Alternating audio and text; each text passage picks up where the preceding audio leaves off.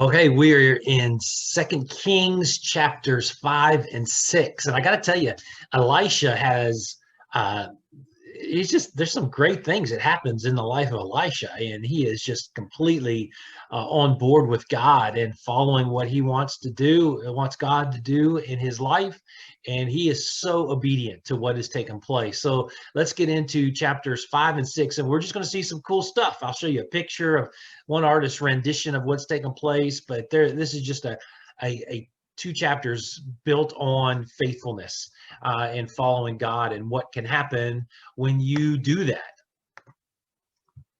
So beginning in chapter 5, verse 1, and we are in the English Standard Version. Naaman, commander of the army of the king of Syria, was a great man with his master and in high favor. Because of him, the Lord had given victory to Syria. He was a mighty man of valor, but he was a leper. Now the Syrians, on one of their raids, had carried off a little girl from the land of Israel, and she worked in the service of Naaman's wife. She said to her mistress, "Would that my Lord were with the prophet who is in Samaria. He would cure him of his leprosy." So Naaman went in and told his Lord. Thus and so spoke to the girl from the land of Israel. And the king of Syria said, "Go now, and I will send a letter to the king of Israel." So he went, taking with him 10 talents of silver, 6,000 shekels of gold, 10,000 changes of clothing. Or not 10,000, just 10 changes of clothing. And he brought the letter to the king of Israel, which read, "When this letter reaches you, know that I have sent to you Naaman my servant, that you may cure him of his leprosy." And when the king of Israel read the letter, he tore his clothes and said, "Am I God to kill and to make alive, that this man sends word to me to cure a man of his leprosy? Only consider and see how he is seeking a quarrel with me." But when Elisha, the man of God, heard that the king of Israel had torn his clothes, he sent to the king, saying, "Why have you torn your clothes? Let him come now to me, that he may know that there is a prophet in Israel." So Naaman came with his horses and chariots and stood at the door of Elisha's house. And Elisha sent a messenger to him, saying, "Go and wash in the Jordan 7 times, and your flesh will be restored, and you shall be clean." But Naaman was angry and went away, saying, "Behold, I thought that he would surely come out to me and stand and call upon the name of the Lord his God and wave his hand over the place and cure the leper. Are not Abana and Sharpar, the rivers of Damascus, better than the waters of Israel? Could I not wash in them and be clean?" So he turned away and went away in rage. But his servants came near and said to him, "My father, it is a great word the prophet has spoken to you. Will you not do it? Has he actually said to you, 'Wash and be clean'?" So he went down and dipped himself 7 times in the Jordan, according to the word of the man of God. And his flesh was restored like the flesh of a little child, and he was clean. Then he returned to the man of God, and he and all his company, and he came and stood before him and said, "Behold, I know that there is no God in all the earth but in Israel. So accept now a present from your servant." But he said, "As the Lord lives, before whom I stand, I will receive none." And he urged him to take it, but he refused. Then Naaman said, "If not, please let there be given to your servant 2 mule loads of earth. For from now on your servant will not offer burnt offering or sacrifice to any god but the Lord. In this matter, may the Lord pardon your servant when my master goes into the house of Rimmon to worship there. Leaning on my arm, and I bow myself to the house of Rimmon. Then when I bow myself in the house of Rimmon, the Lord pardon your servant in this matter."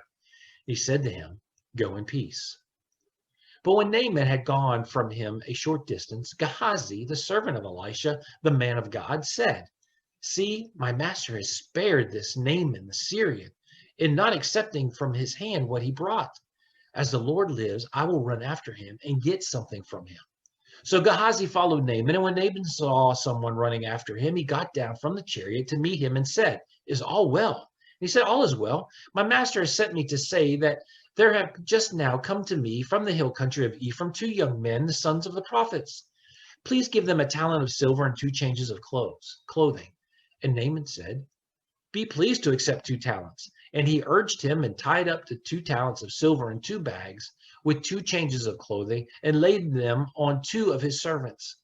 And they carried them before Gehazi.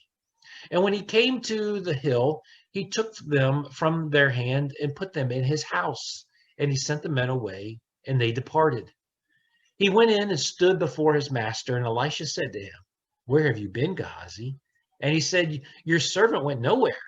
But he said to him, Did not my heart go when the man turned from his chariot to meet you? Was it a time to accept money and garments, olive orchards and vineyards, sheep and oxen, male servants and female servants?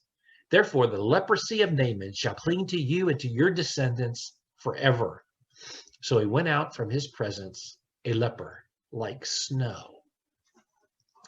Now the sons of the prophet said to Elisha, "See, the place where we dwell under your charge is too small for us. Let us go to the Jordan, and each of us get there a log, and let us make a place for us to dwell there." And he answered, "Go." Then one of them said, "Be pleased to go with your servants." And he answered, "I will go." So he went with them. And when they came to the Jordan, they cut down trees. But as one was felling a log, his axe head fell into the water, and he cried out, "Alas, my master, it was borrowed." Then the man of God said, "Where did it fall?" And when he showed him the place, he cut off a stick and threw it in there and made the iron float. And he said, "Take it up." So he reached out his hand and took it. Once, when the king of Syria was warring against Israel, he took counsel with his servants, saying, "At such and such a place shall be my camp." But the man of God sent word to the king of Israel, "Beware that you do not pass this place, for the Syrians are going down there." And the king of Israel sent to the place about which the man of God told him. Thus he used to warn him, so that he saved himself there more than once or twice. And the mind of the king of Syria was greatly troubled because of these things. And he called out to his servants and said to them, "Will you not show me who of us is for the king of Israel?" And one of his servants said, "None, my lord, O king, but Elisha the prophet, who is in Israel, tells the king of Israel the words that you speak in your bedroom." He said, "Go and see where he is, that I may send and seize him." It was told him, "Behold, he is in Dothan." So he sent there horses and chariots and a great army, and they came by night and surrounded the city. When the servant of the man of God rose early in the morning and went out, behold, an army with horses and chariots was all around the city. And the servant said, "Alas, my master, what shall we do?" And he said, "Do not be afraid, for those who are with us are more than those who are with them." Then Elisha prayed and said, "O Lord, please open his eyes that he may see." So the Lord opened the eyes of the young man, and he saw, and behold, the mountain was full of horses and chariots of fire all around Elisha. And when the Syrians came down against him, Elisha prayed to the Lord and said, "Please strike these people with blindness." So he struck them with blindness in accordance with the prayer of Elisha. And Elisha said to them, "This is not the way. This is not the city. Follow me, and I will bring you to the man whom you seek." And he led them to Samaria. And soon as they entered Samaria, Elisha said, "O Lord, open the eyes of these men that they may see." So the Lord opened their eyes, and they saw, and behold, they were in the midst of Samaria. As soon as the king of Israel saw them, he said to Elisha, "My father, shall I strike them down? Shall I strike them down?" And he answered, "You shall not strike them down. Would you strike down those whom you have taken captive with your sword and with your bow? Set bread and water before them, that they may eat and drink and go to their master." So he prepared for them a great feast. And when they had eaten and drunk, he sent them away. And they went to their master. And the Syrians did not come again on raids into the land of Israel. Afterward, Ben-Hadad, king of Syria, mustered his army and went up and besieged Samaria. And there was a great famine in Samaria, and they besieged it until a donkey's head was sold for 80 shekels of silver, and the fourth part of a cob of dove's dung for 5 shekels of silver. Now, as the king of Israel was passing by on the wall, a woman cried out to him, saying, "Help me, my lord, O king." And he says, "If the Lord will not help you, how shall I help you? From the threshing floor or from the winepress?" And the king asked her, "What is your trouble?" She answered, "This woman said to me, give your son so that we may eat him today, and we will eat my son tomorrow." And so we boiled my son and ate him. And on the next day I said to her, "Give your son that we may eat him." But she has hidden her son. When the king heard the words of the woman, he tore his clothes. Now he was passing by on the wall, and the people looked, and behold, he had sackcloth beneath his body. And he says, may God do so to me, and more also, if the head of Elisha, the son of Shaphat, remains on his shoulders today. Elisha was sitting in his house, and the elders were sitting with him. Now the king had dispatched a man from his presence. But before the messenger arrived, Elisha said to the elders, do you see how this murderer has sent to take my head off? Look, when the messenger comes, shut the door and hold the door fast against him. Is not the sound of his master's feet behind him? And while he was still speaking with them, the messenger came down to him and said, this trouble is from the Lord. Why should I wait for the Lord any longer? I want to show you a picture before we talked about it. Just this guy's impression of Elisha and saying, hey, look, and you could see the army of the Lord, all these horses of fire and chariots, and this army of angels that's ready to fight on behalf of Elisha, on behalf of the Israelites. And so let's just talk about what's taken place here for a second. Let's jump all the way back to Naaman. Naaman is given a title that is similar to that of what Jephthah had, of what Gideon had, of David, of Jeroboam, a mighty warrior. He was a great warrior. In fact, Jewish tradition says that it was his arrow that killed King Ahab. We don't know, but that's just Jewish tradition. Here's what we do know. God works in the craziest of ways. Who would have known that a servant girl that was probably growing up in a household that worshiped God, that only served God, was taken captive. And instead of pouting, instead of giving up, instead of giving in and doing whatever that country wanted them to do, she pointed Naaman to God's prophet. So God does work in mysterious ways, and we don't know why things happen the way they do. But because of this girl's faith, it changed the life of one commander, one mighty warrior, and you don't know how many lives were changed after that. One thing we do know, with the deception with Eli's servant, what Naaman was willing to pay in our day is about $1.2 million. Each talent of silver, they say, weighed about 120. So that is why you had to have donkeys and guys carrying this stuff around, because it was a lot. It was a lot to do.